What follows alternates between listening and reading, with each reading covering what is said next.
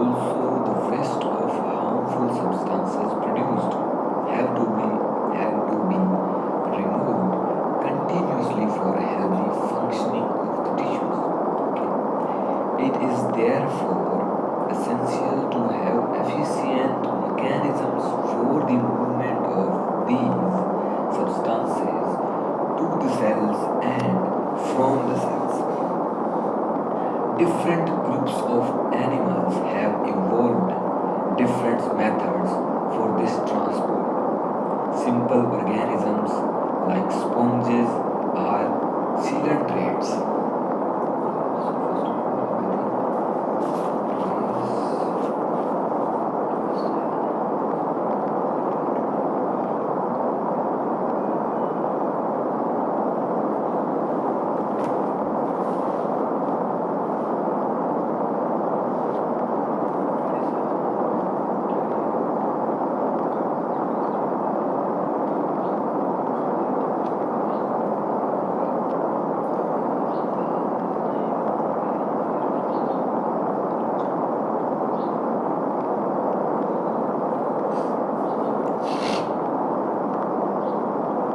Also, the waste or harmful substances produced have to be removed continuously for healthy functioning of the tissues. It is therefore essential to have efficient mechanisms for the movement of these substances to the cells and from the cells. Different groups of animals have evolved different methods for this transport. Simple organisms like sponges and coelantrates calculate water from their surroundings through their body cavities to facilitate the cells to exchange these substances. More complex organisms use special fluids within their bodies to transport such materials. Blood is the most commonly used body fluid by most of the higher organisms, including humans, for this purpose to transport all the essential nutrients through the body, to whole body. Another body fluid, which is called lymph, also helps in transport of certain substances. In this chapter, you will learn about the composition and properties of blood and lymph, which is called tissue fluid. Lymph को tissue fluid बोलते हैं. So, in this chapter, we are going to study about the composition and properties of blood and lymph, which is tissue fluid, and the mechanism of circulation of blood is also explained here. So, what is blood?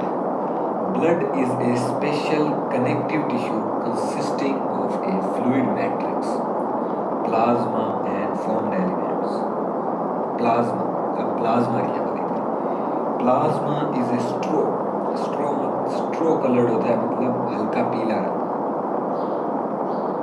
और ये क्यों आता है? ये थोड़ा बहुत उसके अंदर यूरोबिलिनोजन होता है, जो कि उसके कारण आता है. यूरोबिलिनोजन उसके कारण होता है. Plasma is a straw coloured viscous fluid constituting nearly 55% of the blood, constituting 55% of the blood, 90 to 90%. So क्या कह रहा है कि ये जो है ना, ये पूरे ब्लड का 55% बनाता है प्लाज्मा, और उसमें भी 90 to 90% of plasma is water. And proteins contribute 6 to 8% of it.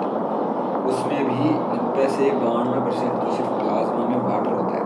Water, अब जो भी बोल तो वाटर है तो वही H2O. और प्रोटीन उसमें सिर्फ 6 to 8% ही कंट्रीब्यूट करते हैं. Fibrinogen, globulins and albumins are the major protein. Fibrinogen are needed for clotting or coagulation of blood. Globulins primarily involves in the defense mechanism of the body. Gamma globulin हमने सुना है, वही बस वही. Globulin primary are involved in defense mechanism of the body, and the albumins helps in the osmotic balance. Osmotic balance में काम करते हैं. Plasma also contains small amounts of minerals like sodium, calcium, magnesium, bicarbonate, chloride, HCO3, Mg2 plus, Ca plus, Na plus, etc. Glucose, amino acids, lipids, etc. are also present in the plasma. As they are always in transit in the body. घूमते रहते हैं. Factors for coagulation or clotting of blood are also present in the plasma in an inactive form. Plasma without the clotting factor is called serum. So जब भी हमारे लग जाती है तो हमारी भाषा में उसको खरूंट बोलते हैं. तो उसके बाद जो जम जाता है उसको हमारे पता नहीं मारवाड़ी में उसको खरूंट बोलते हैं. तो वो उसको जब हम फाड़ते हैं देन वी सी थोड़ा थोड़ा बिना वाइट कलर का एक पदार्थ जो है लिक्विड टाइप निकला होता है. उसको बोलते हैं, क्या बोलते हैं उसको बोलते हैं हम सीरम. अब पढ़ते हैं क्या formed elements क्या है. Erythrocytes, leukocytes and platelets are collectively called formed elements and they constitute nearly 45% of the blood. That is quite good. Am I here? Clear? Okay. I think I need to go back. Now you can see me clearly. Best of luck. Myself. And they constitute nearly 45% of the blood. So 55% blood में क्या था? Plasma था. बचा कितना? 45%. तो 45% होता है इसमें क्या? ये formed elements, जिसमें क्या क्या आते हैं? Erythrocytes, leucocytes, WBC, platelets and many more other things. पर डेली यही है. एरेथ्रोसाइट्स जिनको हम RBC यानी रेड ब्लड सेल्स भी बोलते हैं are the most abundant of all the cells in blood. A healthy adult man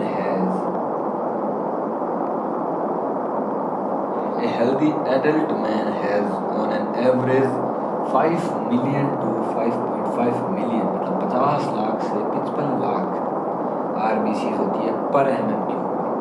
पर MM3 मतलब millimetre length, millimetre height, millimetre width.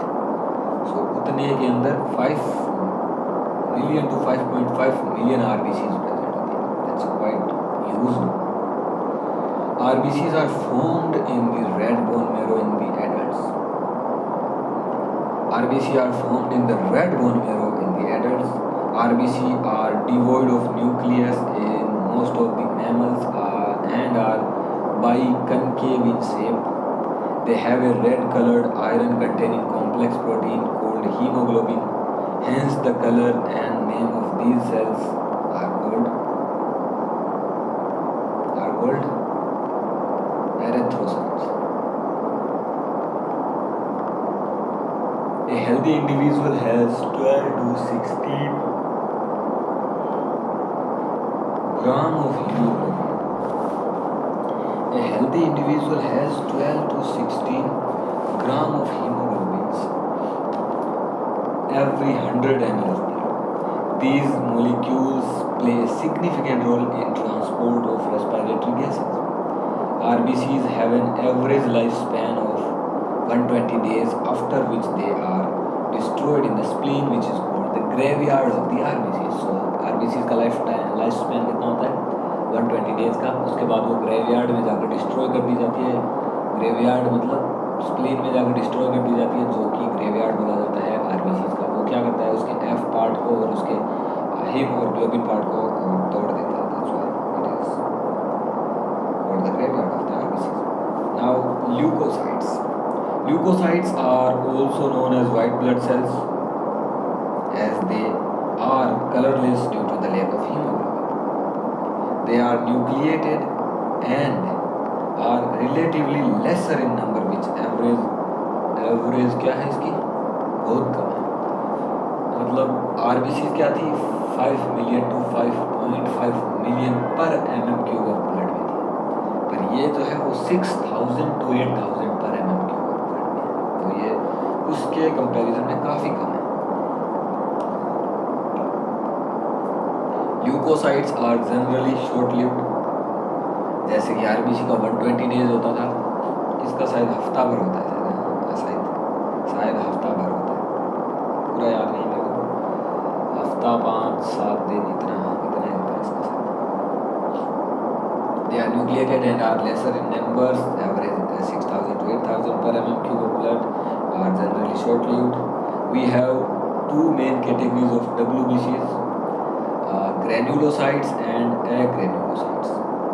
Neutrophil, eosinophil, basophil are the different type of granulocytes, while lymphocytes and monocyte are the agranulocytes. Neutrophils are the most abundant cells. Neutrophils are the most abundant WBC cells in the blood, which is constitute the 60 to 65% of the WBC total present in the body. And basophil सबसे कम होती है, at least होती है वो होती है 0.5 to 1%, तो भी बहुत कम। अमंग दैम जस्ट WBCs का अगर टोटल निकालें तो 60 to 65% तो हमको सिर्फ और सिर्फ न्यूट्रोफिल मिलेगी, जो कि सबसे ज़्यादा बनाती है WBC को, और सबसे कम मिलेगी अपने को बेसोफिल, जो कि सिर्फ 0.5 to 1% बनाती है। Neutrophils and monocytes, neutrophil 60 to 65 होती है, पर मोनोसाइट्स 6 to 8% होती है। ये दोनों जो होती है ये फेगोसाइटिक सेल्स होती है, which destroy foreign organisms entering the body. Basophils secrete histamine. अपन ने वो पढ़ा था ना स्ट्रक्चरल ऑर्गेनाइजेशन एनिमल्स में, एरियोलर टिश्यू पढ़ा था ना, उसके अंदर भी शायद वो मास्ट सेल्स होती है, कौन सी होती है, आई थिंक मास्ट सेल्स ही होती है ना, हाँ मास्ट सेल्स होती है, जो कि एक्ट लाइक ए बेसोफिल होती है, जो कि हिस्टामिन, सेरोटोनिन और हिपेरिन रिलीज करती है।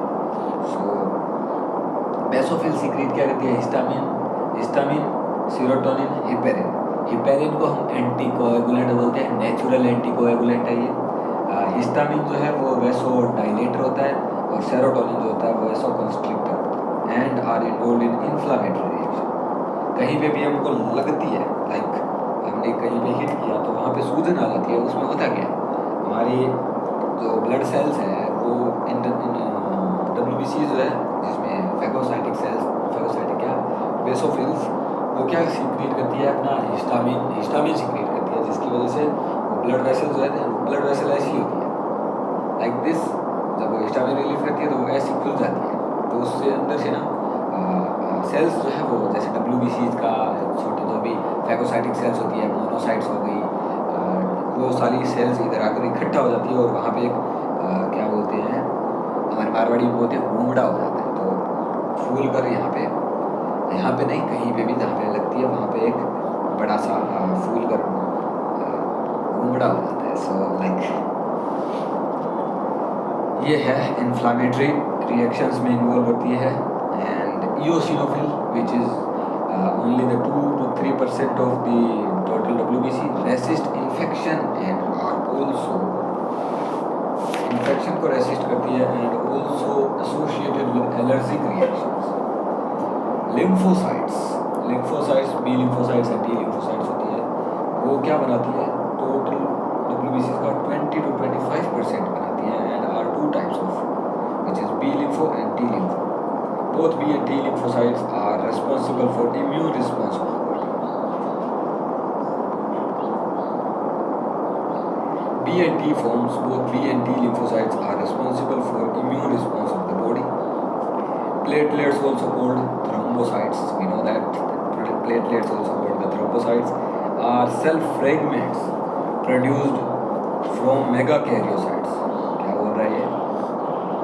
Platelets, also called thrombocytes, are cell fragments produced from megakaryocytes.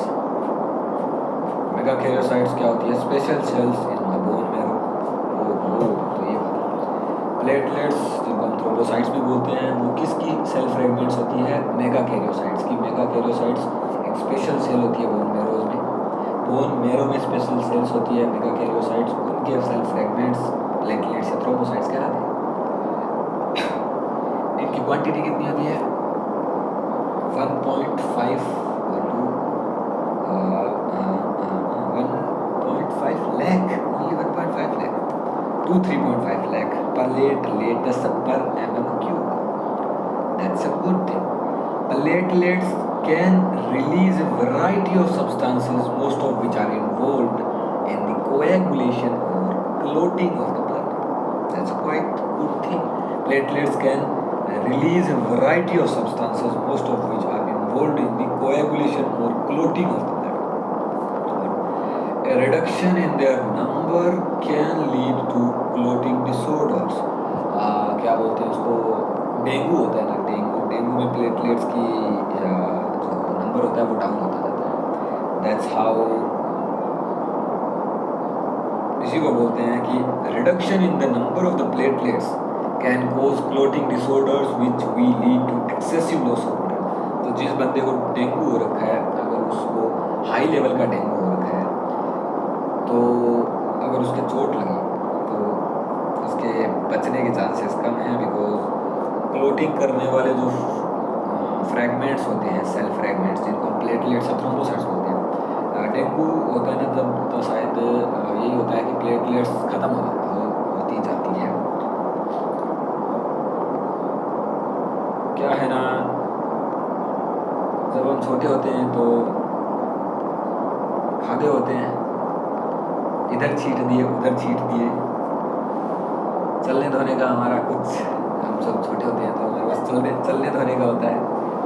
So nothing is personal, बस सही है सब कुछ। Best of luck.